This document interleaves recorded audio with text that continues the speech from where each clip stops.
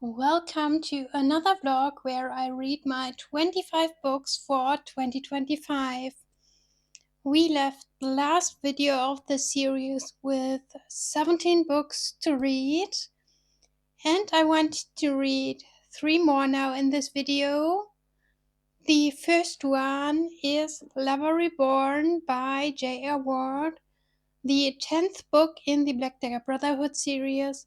This is the first half of the book in German, and I've already finished the first half of Lover Reborn. The Black Dagger Brotherhood series is a romantic fantasy series with a lot of spies and with a fight good against evil, so also a lot of action. We have now, since the last book, a third party at this whole war, which is another group of vampires, and this new vampire group wants to overthrow the king and the Black Dagger Brotherhood to be in charge themselves because they want the power and they think they can do a better job at protecting the vampires in America. So that is where we are with a plot that goes over the whole series. And this book focuses now on Thor and no one. Thor lost his mate a little bit over a year ago and is still grieving, of course. He's devastated, he lost his will to live. But Lasseter, his guardian angel, tells him now that he needs to get his shit together, that he needs to find back to life, that he needs to find his will to live, that he needs to love again.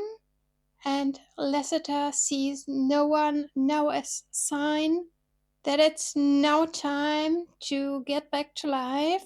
And all of that because the soul of Thor's mate and his unborn baby is not able to reach heaven until Thor let them go, which is why Thor is forced now to stop grieving.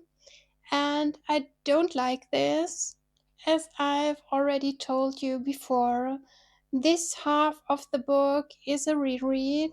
The second half is not a reread. So I DNF'd the series at this point the first time I've read this because I didn't like that Thor is forced to stop grieving. I don't think that grief, as it is treated here in this book, is very healthy, or the way he is forced to stop grieving. I don't think that this is fair for no one, the woman in this book, because of course Thor holds back himself. He just wants to do the bare minimum so his wife, Alessandra, can go to heaven, and that's not a healthy relationship. But that's where we are going in this first half, and I'm not very happy with it. I can understand some of his thoughts. I understand why he's doing what he's doing in this first half. But as I said, I think a lot of this plot is very, very toxic, very unhealthy, and I don't like this. And I also don't like the side plot of John and Zax that we have here. It is also super toxic. A lot of miscommunication, or better, no communication, because they really need to talk about their problems, please, and find a solution for it. But they don't do that, so this book is really frustrating to me. And I will start the second half soon, so I can get over that and can get to the next story, even if after Lover Reborn, Marin and I will read Fallen Angels 4 first, but I will try to finish Lover Reborn this week. So you will see me in a few seconds when I finished the second half. And I finished Lover Reborn. This is the second half of the story. And I must say, this is one of my least favorite Black Dagger Brotherhood books because there is so much toxic behavior, miscommunication, all the tropes that I hate.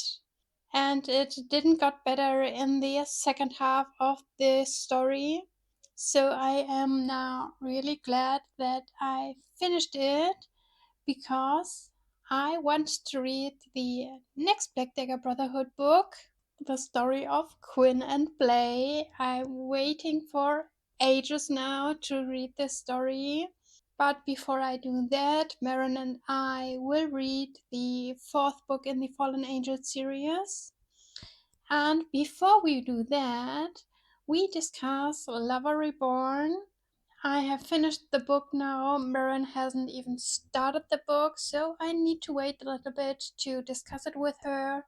I wrote all my comments, one comment per chapter, and I can't wait to read her opinion of the story because we not only have Torment and no one in the story, we also have the big side plot of Zax and John Matthew. I already told you that in the first update to Lover Reborn, and this plot continues in the second half, of course. And it really frustrated me because miscommunication, no communication, and I don't think that the big fallout in this relationship was only John's fault, but the whole problem was treated like it was only his fault, and he was the only one apologizing in the end. So that was not satisfying to me. It is a problem I also had with Torment and No One, or in this story now, Autumn, because she got a new name now that fits her way better than No One. As I said in my first update, I have a problem with how the whole process of grief is treated in the story. That Thor needs to rush through it to rescue the soul of his dead wife, and that he needs to force to fall in love again. I don't think that is very healthy, which is why I'm glad that I finished the story now. I liked the end. We had a lot of healthier behavior in the end of the story, where Thor did things on his own, in his own pace, and I liked that part, but it was a long way to go until then. So, bye bye, Lover Reborn now. And the next book I will read is Whisper Network. And here we are again. Totally different genre, totally different story. It is Whisper Network by Chandler Baker. This is the German edition. This is a feministic thriller, or more a mix of literary fiction and thriller, that was written in a time where the whole Me Too movement was very popular. And I think this book is treating this topic really well. I'm now halfway through the book and I'm really liking it. For me, it leans more into literary fiction than thriller. The build up of the tension is really slow. We know that there is a murder that happened and we know why, but it is more about the way where we get to the murder, about the life of four different women in this company we are talking about here, about sexism in job life, about treating women different there, and a lot about the personal problems and life of these four women this book focuses on. So, as I said, more calm than thriller vibes here, and there is a lot of showing of social behavior that is discussed in the book. a lot of feminism, and so far I'm really liking it. I'm flying through these pages. I think I needed around 4 or 5 hours for these 240 pages I've already read. So I'm pretty sure I will finish today or tomorrow. And I think that's it for now. I don't think I can tell you more about this because, as I said, really slow going, really calm, and we will see each other again when I finished the book. And I finished Whisper Network today and can say I really like this book. For me, this is not a thriller, this is literary fiction.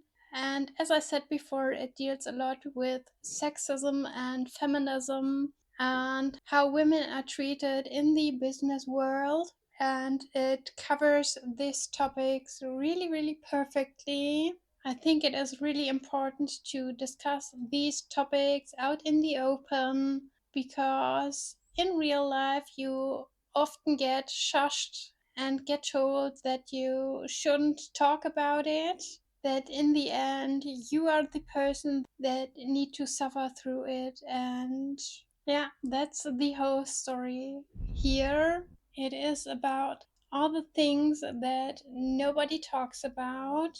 So for me it was definitely an important read.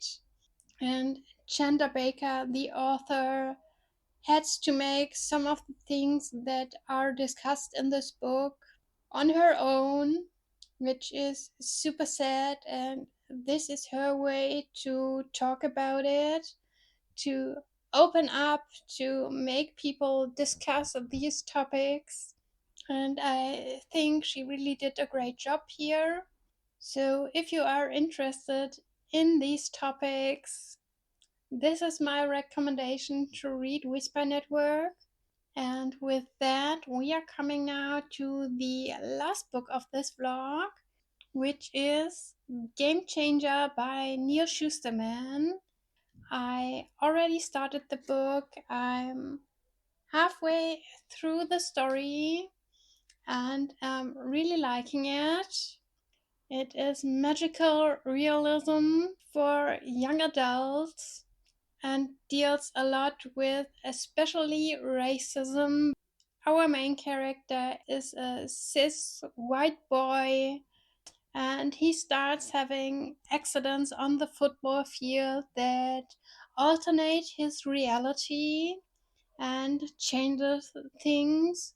One of the first things in the story is that stop signs are no longer red but blue, and he starts to question himself because he can remind both realities by this point and starts to ask questions: what happens here?